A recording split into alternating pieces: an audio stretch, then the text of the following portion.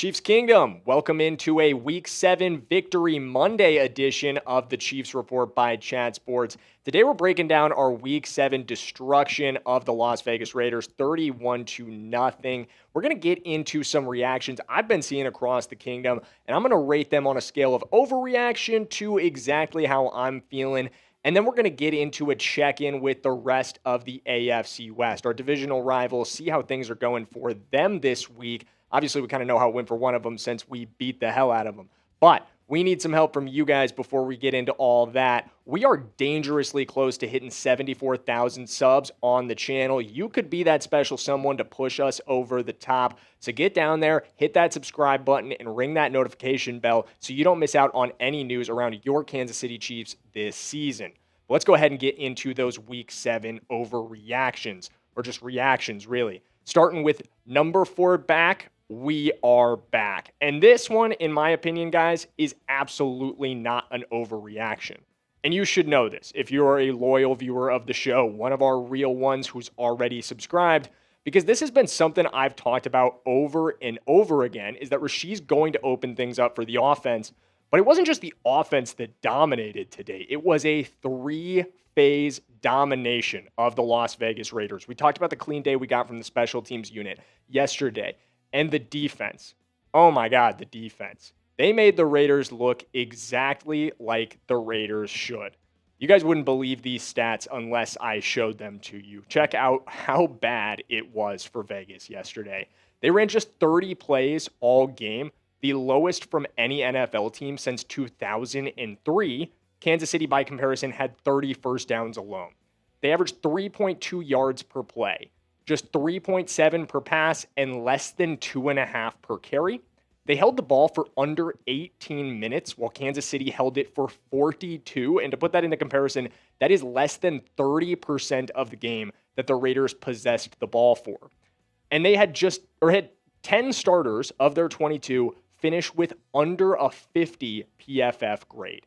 Absolutely incredible day from our defense, making one of the worst teams in the NFL look like one of the worst teams in the NFL, if not the worst team in the NFL yesterday.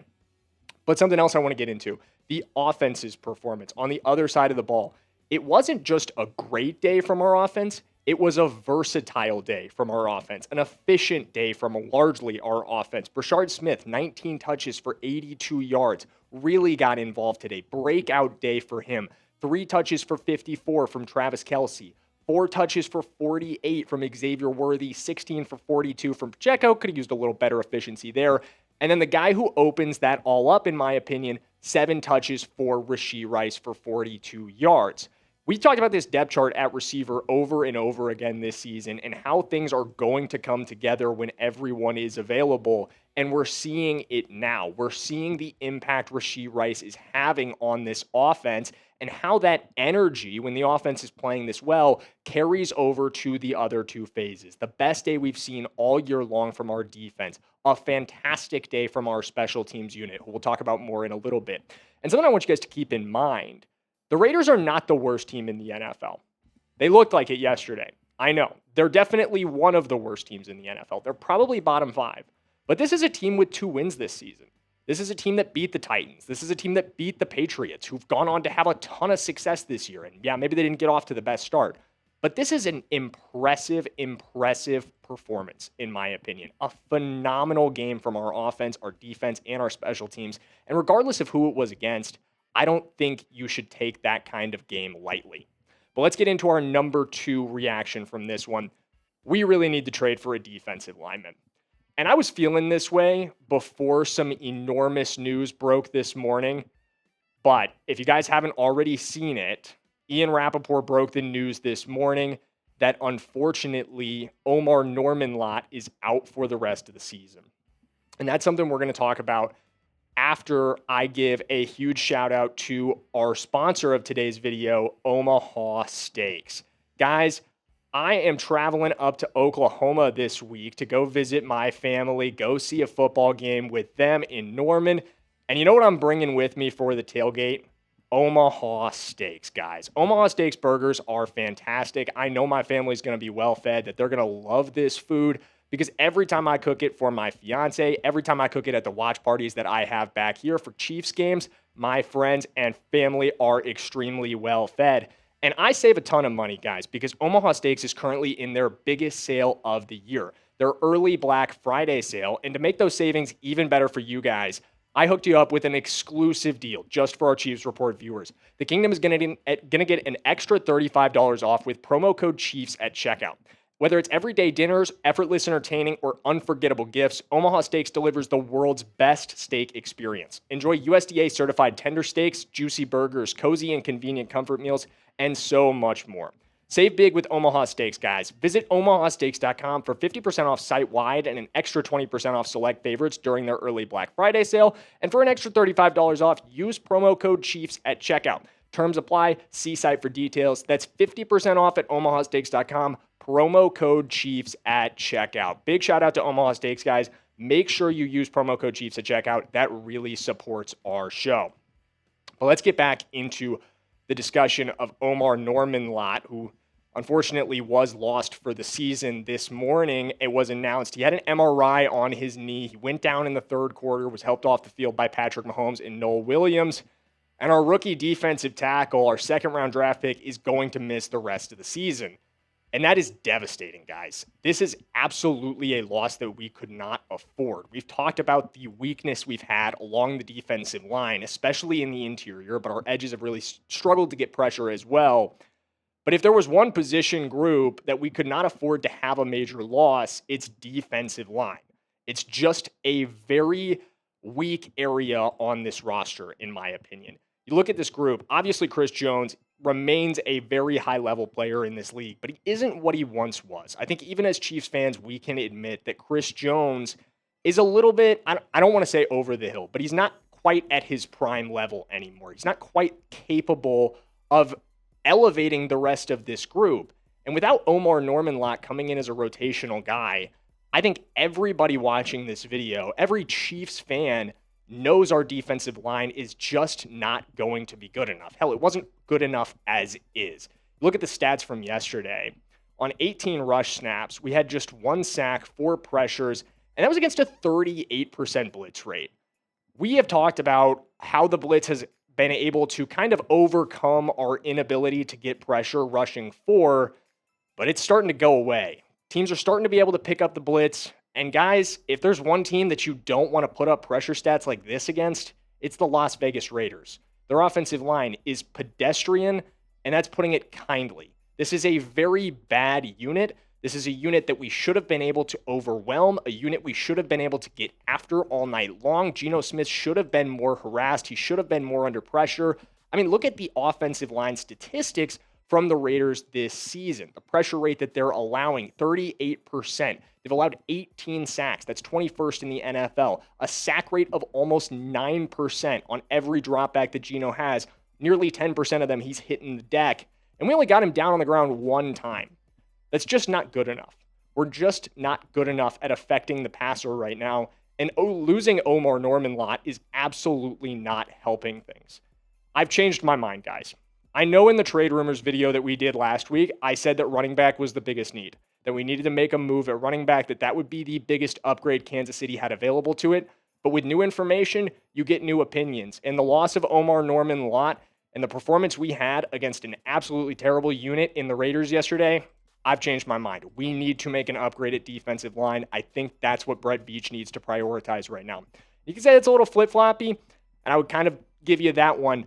But I think anyone who watched that game yesterday, anyone who's seen the impact that Lott's had when he's been on the field would agree that a move on the defensive line at this point is just inevitable. Let's get into takeaway number 3, or reaction number 3. Harrison Butker is going to be fine. This one, guys, this is an overreaction, in my opinion. I am going to call this an overreaction for now. Because look, I hope Harrison Butker can be fine. I hope that we can all say Harrison Butker's not an issue anymore. It was a couple bad weeks, and then he shrugged it off, got back to being one of the greatest kickers in the NFL, got back on track. But can we really say that off of one game where he was asked to kick 1 field goal and made 4 extra points? Is that really what we're going to do? I mean, if you're calling me flip-floppy for my take on the trade, I think that's even more flip-floppy. One game, one good game, does not wipe away the other 6, where he had at least one notable error in every single game, guys. This is something we've talked about over and over again, man. Harrison Butker, as much as he was really good last week, as much as he's been fantastic in his career, at times the best kicker in the NFL, he's really struggled this year. He's missed 3 extra points. He's 4 for 7 from beyond 40 yards. He had the painful kick out of bounds against the Jacksonville Jags. That was probably a top 5 reason why we lost that game, although you could put together a laundry list of reasons why we lost that game. And he is 35th in the NFL in extra point percentage. Even after hitting all 4 of his yesterday, there are still 3 backup kickers in the NFL making more of their extra points than Harrison Butker. And if that doesn't frustrate you, man, it absolutely should. It should frustrate you that there are 3 backup kickers just sitting around on rosters right now that aren't even starting, that are better than our current kicker at drilling extra points, that have been more consistent in that area this season. Going 5 for 5 on your kicks is phenomenal. I love to see it, but I need to see more consistency before I'm ready to say that Harrison Butker isn't an issue going forward. I am ready to say that the Chiefs don't need to bring in competition for him at this time, though. Let's move on to our discussion of the AFC West at large. And before we do that, I want to hear from you guys. What's your confidence level in Kansas City to win its 10th straight AFC West title this year? That's right. We are rolling on 10 straight if we get this one. And I want you guys to scale that 1 to 100 for me. 1 being you have absolutely no confidence. You're 100% sure it's going to the Broncos or the Chargers. We all know it's not going to the Raiders. I'm not even going to include them. And 100 is you've already got a huge bet placed on the Kansas City Chiefs to win the AFC West once again, and you are just not even worried about it at all. Let me know in the comments. Let me know where you're feeling about this one. Let's check in with our AFC West rivals. Broncos. What a game from the Broncos. As much as I hate to compliment them, what a comeback, man. That was really impressive. Jackson Durham looked like he was going to get away with a win. Not the best game from Dart, but the Giants drove down the field. They got that touchdown. But the Broncos, fantastic response. They scored 33 points in the fourth quarter alone. I think that's an NFL record. I'm not 100% sure. Yes, producer Reed is telling me that it is 100% an NFL record. So big win for the Broncos. They get to 5-2, and that is, I believe, their 3rd straight win in a 1-score game. So been a close season for the Denver Broncos. Chargers, they lost their 2nd in a row, 38-24 to the Colts. Daniel Jones got them, Indiana Jones. And then the Raiders, we all know what happened there. They got a 31-0 belt to ass from us in Kansas City, dropping to 2-5. So let's see the effect that all had on the standings. The Denver Broncos seized control of the AFC West this week, taking advantage of the Chargers' loss and their thrilling win against the New York Giants. But look, guys, at 4-3, we are absolutely right there. We are 1 game back on the Chargers, just a tiebreaker back on them, and 1 true game back on the Denver Broncos. Just a week away from tying up for the division lead. If we can get some... If the Broncos... I mean, you watch this team this year, I think they are maybe, other than the Arizona Cardinals, the team in the NFL that is the most away from their record in terms of actual talent. I really don't think that's a 5-2 talent team. I think the Chargers were more than capable of beating with all of our pieces back. I have a ton of confidence in us to win this division. So let me know, scale it 1 to 100 in the comments, and we're going to see you guys in the next video.